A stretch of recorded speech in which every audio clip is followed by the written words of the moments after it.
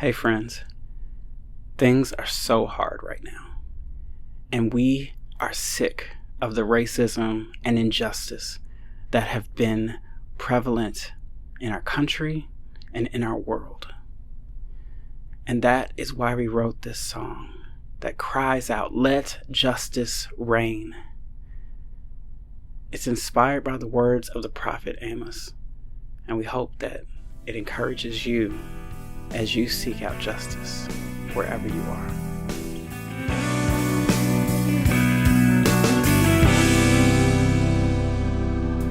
The world's on fire tonight. The streets are cracked tonight.